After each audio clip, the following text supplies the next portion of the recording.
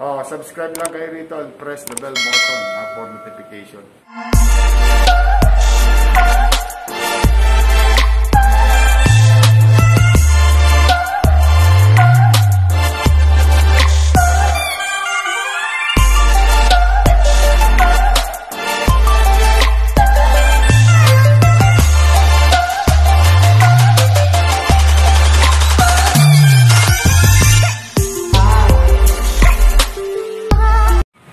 So dito tayo ng isa may ano no?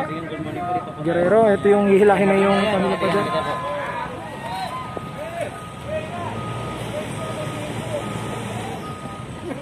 Titapagin na po itong pader na itong pamailigan.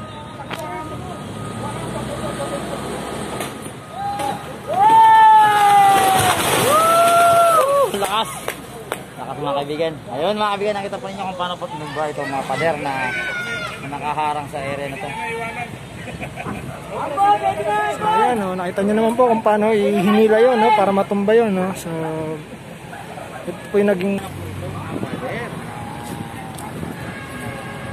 last time nalala nyo po na pumunta dito kahapon. So ito po yung mga na-damage ng bagyo no. Tignan nyo po na nabagyo po yan. Ito po yung lugar na to, na area na to. Yung mga kuryente, yung poste ng Meralco ang natumba. Yan po yung mga nangyari dito sa lakas po ng hangin. Tinangay po ng ano, nagkatumbakan na itong pader na ito. Kaya kita nyo po kung ano yung nangyari oh. Tignan nyo po kung ano nangyari oh. Tanggal lahat, kuryente. Yan po yung naging pinsalan ni Ulysses no. So punta naman tayo dito sa kabila. So, ito po yung bahagi ng pader na hinila kanina no, yung bumagsak. So itakay nila yan para madurog.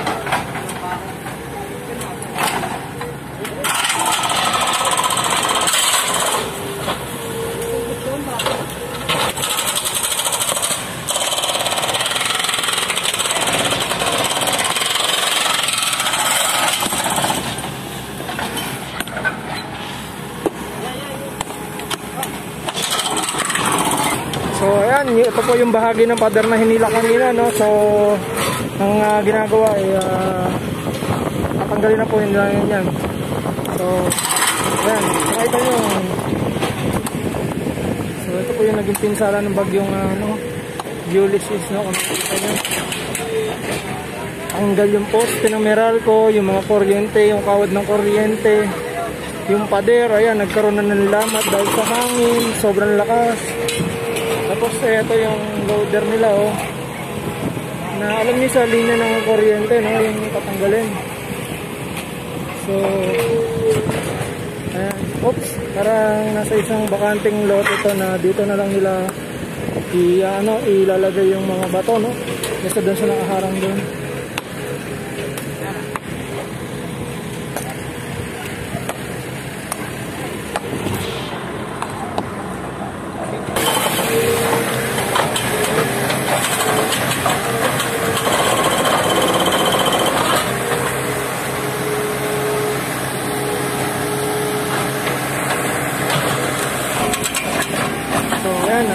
Biniblock po nila yung pader ngayon.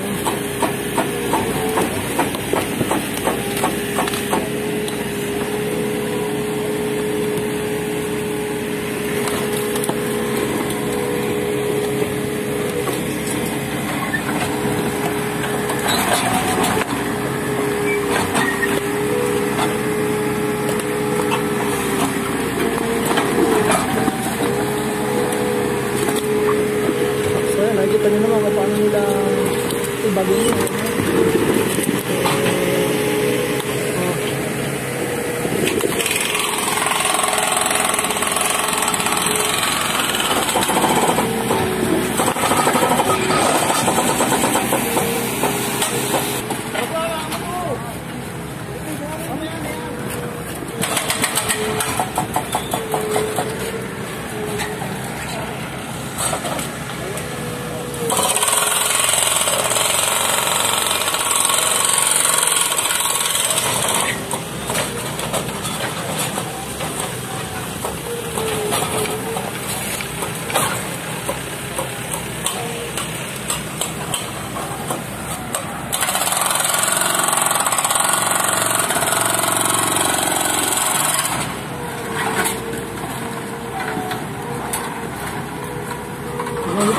nangyari dito, napinsala, no? Ginawa ni Bagyong Ulysses.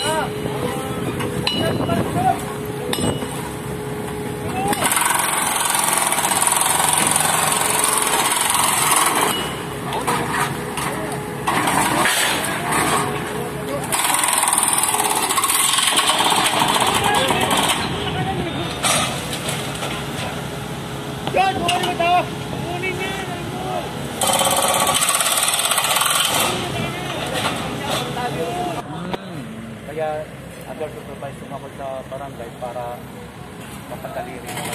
Saka mabuti po, ito lang po yung nangyari, ano? Oo. Mo. Para sa kabilang side pa, mas delikado. Delikado. Oo. At saka, mabuti ko, binasag na rin niya para mawala na Oo, rin yung kasi agam-agam na takot sa mga tao dito. Oo. Wala po bang casualty?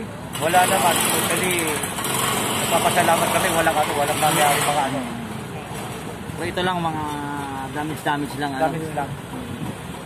So maraming salamat. Kaya parang hindi natumbang. Malaking Ay, oo. parte ng bahay.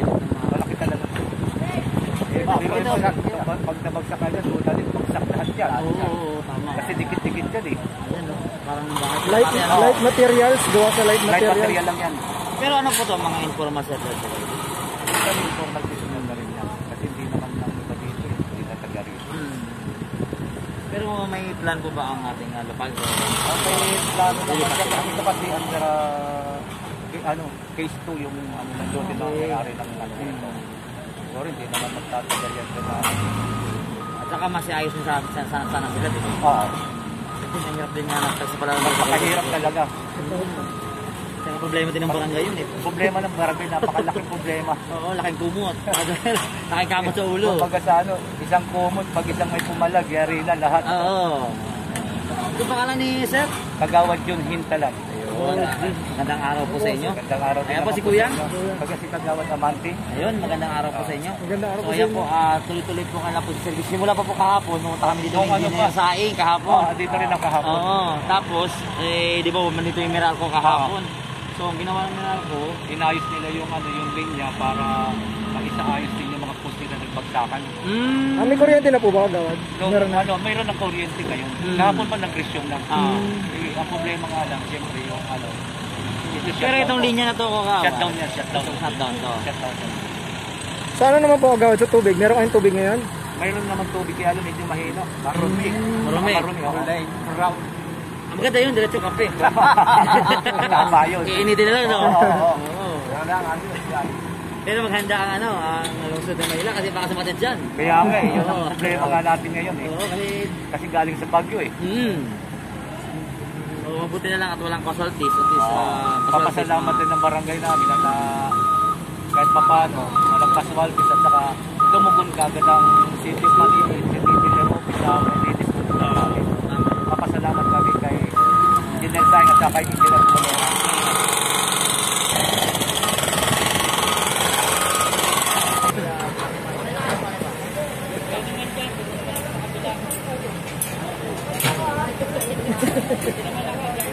Sige.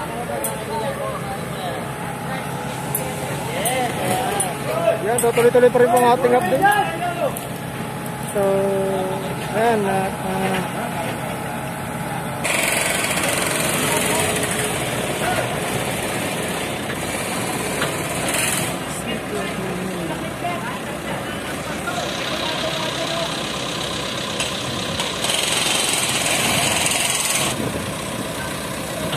so, isa rin po ito sa kanilang ginigiba, no? Ano naman po, paano ginagawa ng loader na ito? Titibagin po yan papunta dito para makuha na yung mga debris.